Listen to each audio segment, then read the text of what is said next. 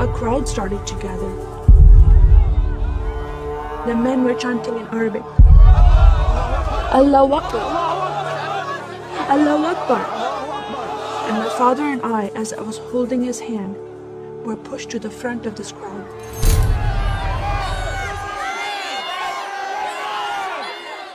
In the center of this crowd was an Arabic woman, dressed just like this, and she was tied up and she was sitting on a box.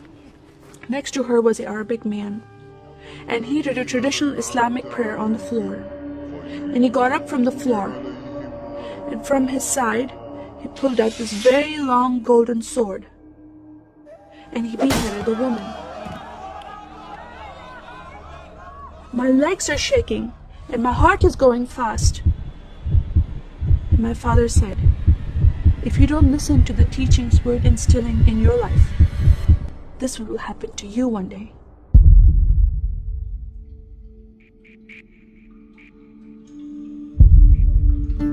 I was born and raised in a small country by the name of Kuwait, a community of 98% Muslim population. 2 of my uncles are imams, and 1 is president of a mosque, where I would hear the call to prayer 5 times a day. As a Muslim, the word Yahudi, which means Jew, was instilled in me as a bad word, as a cuss word. Yahudis should not exist. They should be killed. And I never thought to question, why would I hate them? I never met Jewish people in my life.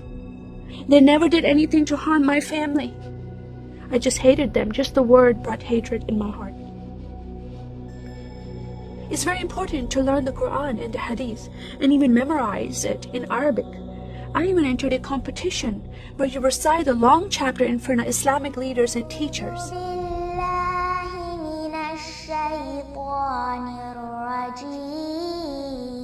And I came 2nd place. I thought I did a good job. But my father said, no, that's not good enough. Most of my life for me, it was alone, by myself, broken person, in need of love from my family, but I never received it from them. I tried to experience this love from Creator God, from Allah.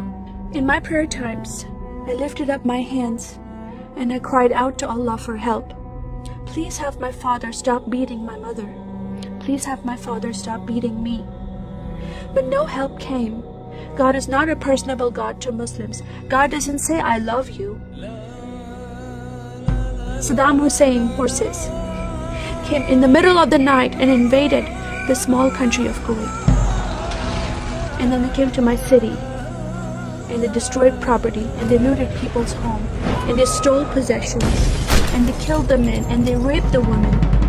Then we were granted asylum status to stay in the US. My grandmother suddenly got very sick. She had a heart attack and she went to the hospital. And 2 days later, she passed away. I was devastated because I lost my best friend. And this lady approached me and asked me if I was okay. And I said, no, Paula, my grandmother died. And I just started to cry again. At that moment, I was hurting so much, only crying helped. And Paula came to me and put her arms around me and she gave me a hug. And then she asked me a question. Would you like to go to church with me? When I walked into this church, I experienced love from these people and acceptance from these people like I've never before. Fellowshipping together. They were men and women together. They didn't have to be separate. No one was judging each other. And they knew I was Muslim. They were so friendly to me themselves, accepting of me and loving of me. And that was really surprising to me. And for the first time in my life, I heard a message from the Bible. He started reading the message about Yeshua. When he walked into the synagogue, he was given a scroll from Prophet Isaiah, and he opened the scroll and he started reading that scripture. That the Spirit of the Sovereign Lord is upon me, because he has anointed me to preach the gospel to the poor. He has sent me to heal the broken heart and to proclaim liberty to the captive and freedom of sight to those who are bound, to proclaim the year of the Lord's favor. First time I heard these words of freedom and healing and liberty. I'm desperate to be freed from bondage. I was held captive in Islam and I wanted to be freed from that. I was blinded with so much hatred in my heart. The darkness broke from my eyes. The veil came off my heart. I knew the decision I was making to leave Islam is a big decision. By Sharia law, Islamic law, it is death penalty. But I'm desperate to know a living God. In that day, I gave my life to becoming a follower of Jesus. This is the God of Israel, God of Abraham, Isaac, and Jacob. And the nation of Israel is God's heartbeat. And I said, God, forgive me. I did not know I hated your people. I love the Jewish people because it's their God, their Messiah that I'm following, and He told me to love them. I never knew what happened to the 6 million Jews that died.